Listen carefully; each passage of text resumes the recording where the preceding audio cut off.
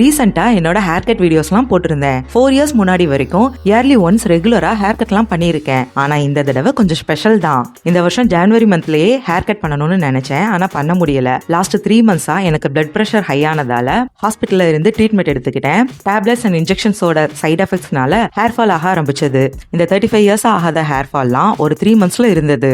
சின்ன வயசுல இருந்து ஸ்கூல் காலேஜ்னு எனக்கு அடையாளமா ப்ரைடா இருக்க விஷயத்துல ஒண்ணு என்னோட ஹேர். எப்பவுமே நீளமா அடர்த்தியா இருக்கும். ஆனா இந்த தடவை இந்த ஹேர் ஃபால் என்னோட ப்ரைட கொஞ்சம் அசைச்சு பார்த்துச்சு. நான் லோவா ஃபீல் பண்ண ஆரம்பிச்சிட்டேன். அது மட்டும் இல்லாம ஹேர் ரொம்ப டேமேஜ் ஆகி ட்ரை ஆக ஆரம்பிச்சது. டென்சிட்டியும் குறைய ஆரம்பிச்சது. இப்போ ஹேர் கட் பண்ணலாமா வேணாமா அப்படின்னு நான் ஒரே குழப்பத்துல இருந்தப்போ என் சிஸ்டர் என்ன நீ ஹேர் கட் பண்ணு, இது எல்லாமே சரியாயிரும் அப்படிங்கிற மாதிரி என்கரேஜ் பண்ணா. சரின்னு நானும் ஹேர் கட் பண்ணிக்கிட்டேன். ஆனா நிஜமாவே இந்த தடவை என்னோட ஹேர் ஸ்டைல்லாம் மாறி ரொம்ப கான்பிடென்ட்டா ஃபீல் பண்றேன். நமக்கு பிடிச்ச விஷயங்களை பண்ணும்போது கிடைக்கிற சந்தோஷத்துக்கு அளவே இல்லதானே. தேங்க்யூ டாடா.